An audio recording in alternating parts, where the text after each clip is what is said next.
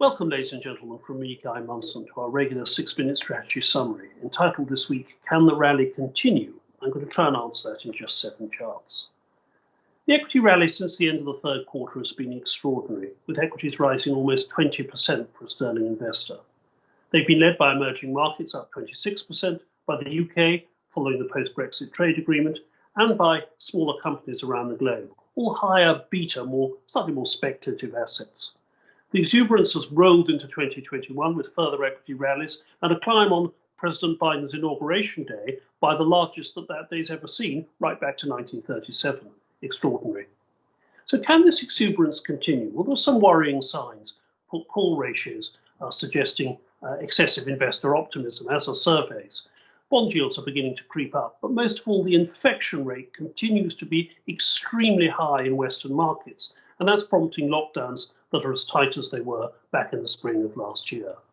So where do we go from here? Where do we take profits if we need to? When and how? Those are the questions I'll ask in the next few minutes. So why are markets rallying in the face of rising infections and tightening lockdowns? Let's look at the data. On the left of slide 1, the weekly confirmed cases per 1 million people soaring, I'm afraid, in the US and UK, but beginning to roll over. This, of course, has prompted the authorities to tighten even further, and our global stringency index is now in the high 70s, upper 80s for the UK and Germany, reminiscent, I'm afraid, of the severity of lockdowns in the spring of last year. But markets look ahead. They don't look at today's data, so we almost have to think of what the world might look like in 1 year's time. And 3 key events have brightened that outlook. First of all, the outcome of the US election. Second, the release of the Pfizer vaccine and the others that have followed. And thirdly, the Georgia state elections, which give the Democrats a technical majority in the Senate, which will, I think, allow greater opportunity for the stimulus programs and the green agenda to flow into real policy. I've charted that against the extraordinary progress of the MSCI emerging markets in red and the MSCI World Index in blue. The other data, of course, that's been flowing in is early numbers on vaccine doses administered per 100 people. It's lovely to see the UK out of the lead there with 8 people per 100, US accelerating sharply at 5.3, and Europe beginning its own rollout program. And this will be a key driver, the effectiveness of that rollout to the underlying momentum of equity markets.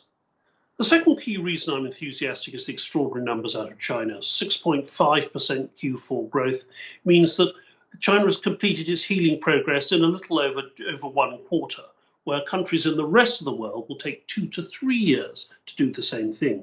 Also, Chinese exports from China-centric Asia have been extraordinarily strong. The trade surplus, 535 billion, a record number, as PPE, work from home, electronic equipment, and other exports begin to flow into world consumer demand. The third reason is the Biden agenda is helping lift reflation indicators around the world. Let's look at the numbers. They're extraordinary in terms of US government spend. Back in the spring summer, the CARES Act under President Trump authorized 2.2 trillion of spending. Congress appropriated an extra 0.9 trillion in December, and Biden's promising another 1.9 trillion. Now, this may get watered down in his own stimulus program, likely in the next few months. Put these together, and the power of the stimulus alongside simultaneous moves in Europe and in Asia has lifted inflation, our inflation indicator panel. US inflation expectations creeping up to 2%. The dollar falling again, imparting a reflationary pulse to the rest of the world. Brent crude climbing to 56%. And strong surveys out from China and German manufacturing, the 2 great exporters of the world.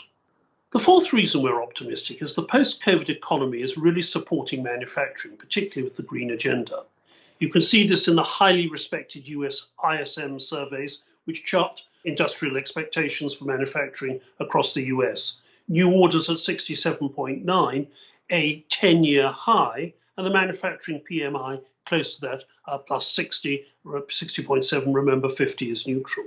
And we're going to get more of this. McKinsey have estimated that a staggering $25 trillion will be required by just the EU alone to meet its target of carbon neutrality by 2050. And I plot there the transformation that you're going to have to see. The change in power emissions, the change in transportation emissions, smart buildings, the change in industry and agriculture. Put those extraordinary industrial challenges ahead, and we're looking at the biggest capital investment and spending boom, in our opinion, that the world has seen since World War II. Fifth, the liquidity conditions in the world are generous. Personal savings rates have soared under lockdown. In the US, they've come back down, but are still at 12.9%. In the UK, household savings are staggering 16.5%, with the exception of the last few months, the highest we've seen in 50 years.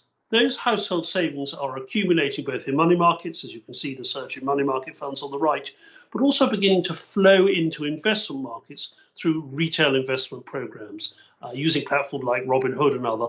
Now that's a slightly speculative source of demand, but nevertheless it lifts equity prices. Finally, bond yields don't yet threaten equity markets, but remember that in a post-recession environment, the yield curve normally steepens. Now, the yield curve I've plotted here is the difference between the 10-year US Treasury and the 2-year US Treasury, which shows really how forward rates are beginning to move against rates today. And you can see those grey shaded lines of recessions, that following every recession, that yield curve has steepened quite sharply. Now, I don't expect the move this time to be so aggressive because central banks will intervene with their own QE. But of course, if rates were to rise, that puts some pressure on the 12-month forward PE market, multiple on the right, and on equity market valuations. So where do we go from here? We still think these markets can climb further. We're overrate risk assets, but we're beginning to take some money off the table in certain specific areas. One, we've cut back our corporate credit exposure. Two, we begin to introduce portfolio insurance where it's allowed. And thirdly, we're rotating into the UK, into emerging markets, into a slightly more value tilt to equities to give protection were those bond yields to rise and equity valuations, particularly in the technology sector, to fall. I hope that's helpful. Thank you.